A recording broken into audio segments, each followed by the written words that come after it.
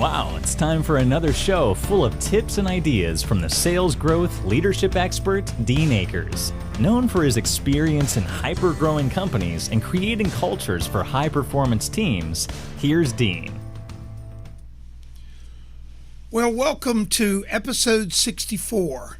Today's going to be kind of a fun story and a great thoughts for everybody out there that listens in. And today's show is Make Lemons into Lemonade. Make lemons into lemonade. I'd also like to remind you, May 11th, if you're in the Tampa Bay area, at the noon hour on May 11th, Saturdays every week on 1380 The Biz Radio, the adjunct CEO hour will be happening with stories from local CEOs, their challenges, their successes, their tips, things to help you be more successful. And it's also fun just to listen and learn other people's journeys. I also like today to take a quick shout out to my number 3 son, Mr. Dennis Akers, and his wife, Misty Akers. They just opened up their business, The Candle Pour, here in the Tampa Bay area. It's an awesome business with a great strategy. They're going to be building out this business model here and look to expand it across the country, bringing this wonderful experience of creating your own scents, your own candles, and creating this event that you can do with your friends and those around you to create an ambiance in your home with these wonderful candles. So big shout out to Dennis and Misty. I know they're going to be mega successful because they too are following their passion. Today we're going to talk a little bit about the journey of making lemons into lemonade. I've shared with you on past shows some of my experiences of making lemons into lemonade.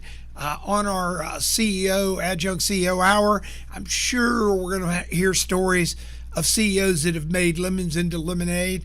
But today I'd like to share one that's really close to me. It's a story about my number 2 son, Dustin Akers.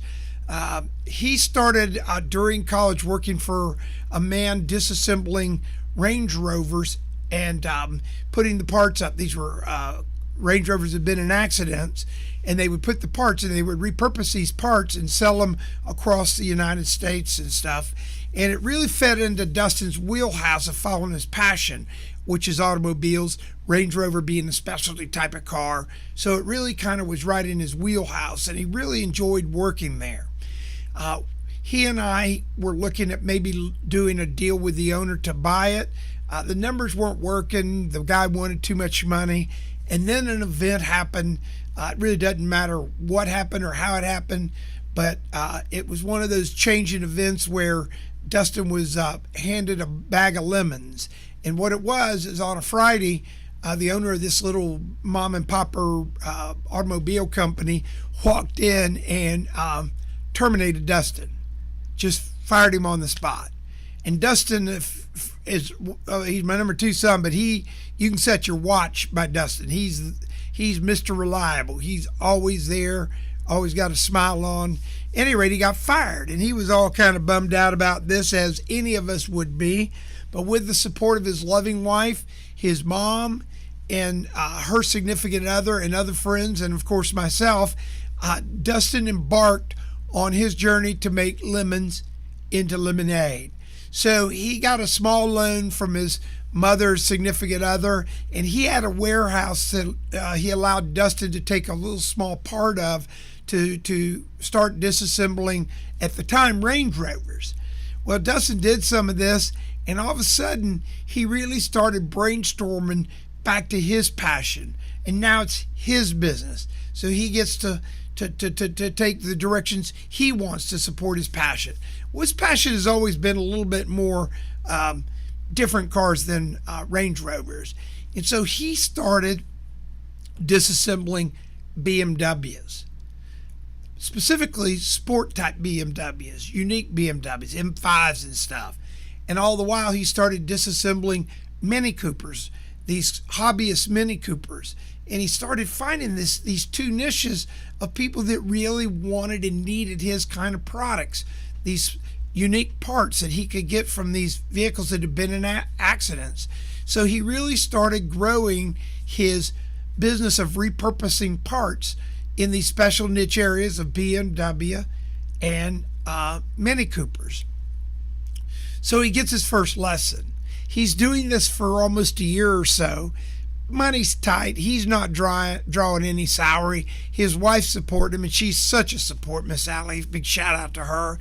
And they're going along, and he's about ready to throw in the towel. And he and I are talking. He goes, Dad, I just got to get back and do something where I can make an income and make a living. And I said, well, Dustin, let me come out and look at your business, because I'd really done nothing, because I don't really get involved unless they ask. So I went out, and we're walking through his warehouse, and I said, can you print your balance sheet out?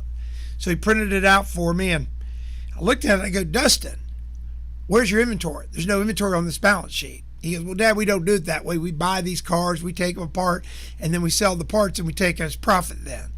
I go, Dustin, you got a warehouse full of parts. You've put the money into your labor. You put the money into buying the initial products. You put the money into disassembly. I want you to count all this stuff in this warehouse. Let's value it very conservative, and let's just see how much inventory, because that, in essence, would be a profit for you, because it should be on your balance sheet. It should be an asset on your balance sheet. Now, it will not help your cash flow, but it's an asset. And there's a lesson to be learned there for another show.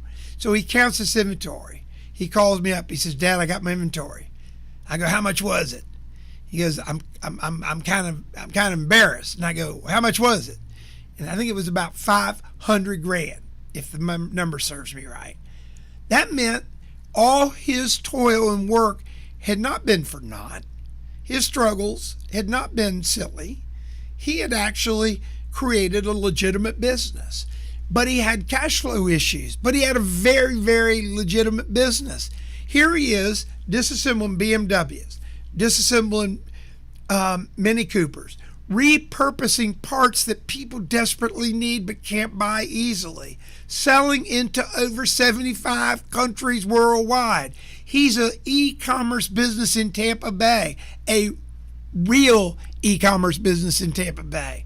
And I looked at him, I go, what? Dustin, buddy, you have made yourself into a real business. And he started getting excited. Those lemons we're talking about, they're starting to look like some lemonade. So now we put all his business practice together. He built a business model, submitted it to all the SBA lenders in the Tampa Bay area, got 3 term sheets back, and one of them came back. One of them came back with a bridge loan, because SBA, for those that have ever done it, take a while. This bank had enough confidence in his business model to give him a bridge loan to help him till the SBA happened. Well, guess what? He got his SBA. He moved into a much larger warehouse. He has a team of associates now that are rocking it every day, disassembling and repurposing Mini Cooper and BMW parts all over the world. Not only are they repurposing, he's building community. He's participating in Mini Cooper events, BMW events. He's becoming a player in the industry, and his purpose of repurposing is meaning so much to people that need those much needed parts that are hard to get. So he's servicing a great community out there which loves him. Do we see those lemons starting to turn into lemonade? And now, this week, he gets honored as one of, he graduated from University of South Florida here in the Tampa Bay area. Go Bulls. He graduated, and he got honored this week as one of the top 56 fastest growing USF alumni companies in the world. You heard it right. Honored. He and his team were honored as one of the fastest growing USF alumni businesses in the world, the 2019 Fast 56 award.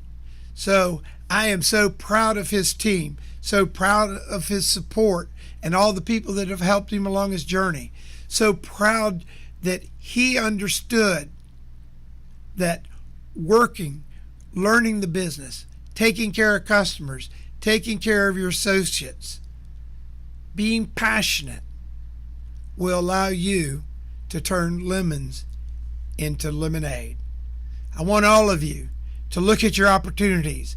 and see if there's some lemons in your life. Sit back and say, can I turn these lemons into lemonade?